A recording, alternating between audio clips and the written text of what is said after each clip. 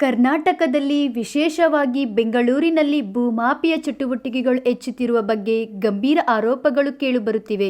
ಸರ್ಕಾರಿ ಜಾಗವಾಗಲಿ ಖಾಸಗಿ ಜಾಗವಾಗಲಿ ದಾಖಲೆಗಳ ಗೊಂದಲ, ನಕಲಿ ಪೇಪರುಗಳು, ಬಲವಂತದ ಕಬ್ಬಳಿಕೆ ಇವೆಲ್ಲ ಸಾಮಾನ್ಯ ಸುದ್ದಿಯಂತೆ ಆಗಿಬಿಟ್ಟಿದೆಯಾ?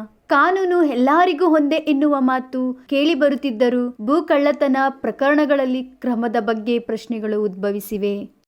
ಸ್ನೇಹಿತರೆ ನೋಡಿ, ನಮಸ್ಕಾರ. ಎಲ್ಲರಿಗೂ ಕಷ್ಟ ಬಿದ್ದು ದುಡಿದು ಸಂಪಾದನೆ ಮಾಡಿ 1 ರೂಪಾಯಿ 2 ರೂಪಾಯಿ ಕೂಡಿಟ್ಕೊಂಡು ಒಂದು ಸೈಟ್ ತಗೋಬೇಕು ಅಂತ ಬೆಂಗಳೂರಲ್ಲಿ ಬಹಳ ಆಸೆ ಇರುತ್ತೆ, ಮನೆ ಕಟ್ಕೋಬೇಕಂತ ಆಸೆ ಇರುತ್ತೆ. ಆದ್ರೆ ಇಲ್ಲಿ ನೋಡಿ, ಸರ್ವೆ ನಂಬರ್ 67ರಲ್ಲಿ ಸುಮಾರು 8 ಎಕರೆ 20 ಕುಂಟೆ ಸರ್ಕಾರಿ ಗೋಮಾಳ ಇರುತ್ತೆ. ಆ ಜಾಗದಲ್ಲಿ ದೇವನಹಳ್ಳಿ ಬ್ಲಾಕ್ ಆಫೀಸರ್ ಇವರಿಗೆ 1979ರಲ್ಲಿ ರುಕ್ಮಿಣಿ ಅಮ್ಮನವರಿಗೆ ಒಂದು 30-45 ಒಂದು ಸೈಟ್ ಕೊಟ್ಟಿರ್ತಾರೆ. ಆ ಸೈಟ್ ನ ಆವಮ್ಮ 3 ಜನಕ್ಕೆ ಮಾರಿರ್ತಾರೆ. 3 ಭಾಗ ಆಗಿ ಎಷ್ಟೋ 30-15ರಂಗೆ 3 ಭಾಗಕ್ಕೆ ಮಾರಿರ್ತಾರೆ. ಅದರಲ್ಲಿ 2017ರಲ್ಲಿ ಇಬ್ರದ್ದು ಶೇರ್ ಒಬ್ರು ತಗೊಂಡಿರ್ತಾರೆ.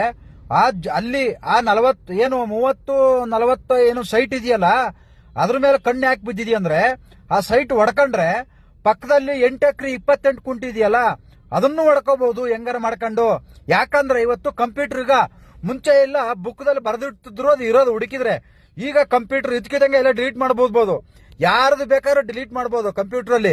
ಅದರಿಂದ ಇವತ್ತು ಆ 8 ಎಕರೆ 20 ಕುಂಟೆ ಜಾಗ ಹೊಡ್ಕೊಳಕ್ಕೆ ಇವತ್ತು ಈ ಏನು 30-45 ಸೈಟ್ ಇದೆಯಲ್ಲ, ಇದ್ರ ಮೇಲೆ ಕಣ್ಣಾಕಿ ಎಲ್ಲ ನೋಡಿ ಯಾವ ರೀತಿ ಇವತ್ತು ಜಗಳ ಮಾಡ್ಕೊಂಡು ಕುತ್ಕೊಂಡಿದಾರೆ ಅಂದ್ರೆ, ಸರ್ಕಾರ ಕೊಟ್ಟಿತ್ತು ಅವ್ರಿಗೆ ಹಕ್ಕುಪತ್ರ ಎಲ್ಲ ರುಕ್ಮಿಣಿ ಅಮ್ಮನವ್ರ ಹೆಸರಲ್ಲಿ ಇದೆ. ಆ ರುಕ್ಮಿಣಿ ಅಮ್ಮನವರು 3 ಜನಕ್ಕೆ ಮಾರಿದ್ದಾರೆ. ನಾನು ಜನಗಳು ಕೇಳೋದಿಷ್ಟೇ, ದಯವಿಟ್ಟು ಸರ್ಕಾರ ಯಾರಿಗೆ ಫ್ರೀ ಸೈಟ್ ಕೊಟ್ಟಿರುತ್ತೋ ಅದನ್ನ ದಯವಿಟ್ಟು ಯಾರು ತಗೊಳಕ್ ಹೋಗ್ಬೇಡಿ. ತಗೊಂಡ್ರೆ ಈ ತರ ತೊಂದರೆ ಅನುಭವಿಸಬೇಕಾಗುತ್ತೆ. ಅವ್ರು ಹೆಂಗಾರೇ ಇರ್ಲಿ, ಎಂತರ ಇರ್ಲಿ, ದಯವಿಟ್ಟು ಸರ್ಕಾರ ಫ್ರೀ ಕೊಟ್ಟಿರೋದು ಅದನ್ನ ತಗೊಳಕ್ ಹೋದ್ರೆ ಈ ತರ ಗಲಾಟೆ ಮಾಡ್ಕೊಂಡು ಕೋರ್ಟ್ಗೆ ಅಲಿಬೇಕು, ಪೊಲೀಸ್ ಸ್ಟೇಷನ್ಗೆ ಅಲಿಬೇಕು. ನೆಮ್ಮದಿಯಾಗಿರಕ್ಕಾಗಲ್ಲ, ನೆಮ್ಮದಿಯಾಗಿ ಮಲ್ಕೊಳಕ್ಕಾಗಲ್ಲ. ರೌಡಿಗಳು ಬರ್ತಾರೆ, ಅವ್ರು ಬರ್ತಾರೆ, ಇವ್ರು ಬರ್ತಾರೆ. ಬಹಳ ಹುಷಾರು ಸೈಟ್ ತಗೊಳ್ಬೇಕಾದ್ರೆ ಅಷ್ಟೇ.